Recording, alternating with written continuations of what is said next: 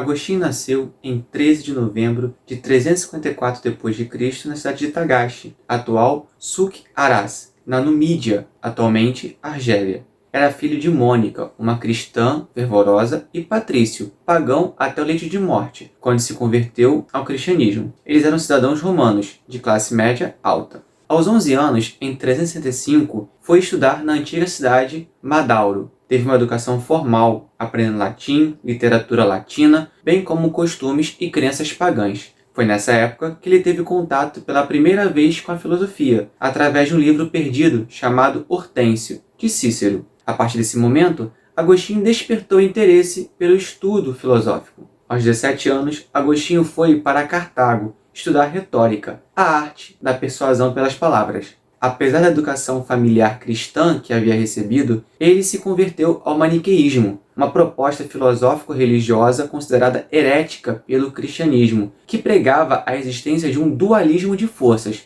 bem e mal em tudo. Nessa época, Agostinho viveu uma vida boêmia e hedonista, imitando as práticas da juventude de sua época. Foi nesse período que Agostinho conheceu uma mulher com quem viverá uma relação de concubinato por 13 anos. Era uma relação fixa, mas não oficial, porque Agostinho deveria se casar oficialmente com uma mulher de sua classe social. Agostinho viria a ter um filho com essa concubina, chamado Adeodato. Agostinho foi professor de gramática em Tagaste de 373 a 374 e, posteriormente, de retórica em Cartago, de 374 a 383. Durante esse período, ficou muito incomodado com o desinteresse dos estudantes. Decidiu, então, fundar uma escola de retórica em Roma, pois acreditava que lá encontraria bons alunos. Se decepcionou. Graças aos seus amigos maniqueístas, conseguiu a oportunidade de ser professor de retórica da corte imperial em Mediolano, atualmente Milão, uma posição acadêmica de destaque.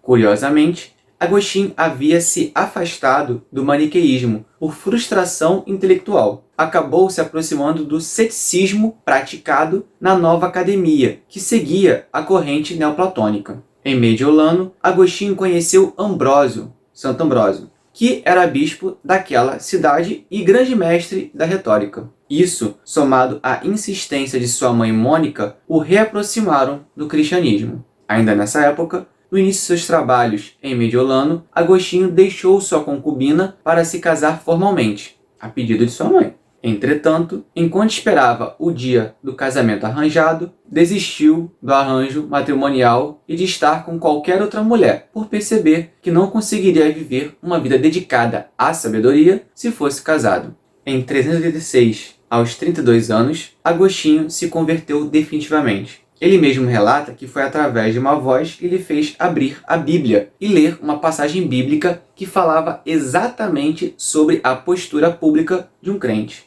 Agostinho e seu filho Adeodato foram batizados por Ambrósio em 387. Em 388, ele, sua mãe e seu filho decidiram voltar para a África. Entretanto, Mônica morreu na metade do caminho. Já na África, pai e filho começaram a viver de renda, através das propriedades herdadas da família. Logo depois, Adeodato também morreu. Desgostoso e entristecido, Agostinho vendeu todos os seus bens e deu aos pobres. Manteve apenas a casa da família, que transformou em um monastério para si e para seus amigos. Em 391, aos 37 anos, Agostinho foi ordenado sacerdote e se tornou famoso pela sua pregação e defesa do cristianismo, especialmente contra o maniqueísmo. Em 395, aos 41 anos, foi eleito bispo coadjutor de Hipona e logo depois assumiu o episcopado. Enquanto bispo de Hipona, Agostinho manteve sua postura pregadora e ascética, humilde, sem caprichos, dedicado à oração. Agostinho morreu em 28 de agosto de 430. Ele foi canonizado por aclamação popular e considerado doutor da Igreja em 1298. Seus restos mortais passaram por vários lugares. Atualmente estão localizados na Igreja San Pietro in Cel di Oro, em Pavia, Itália.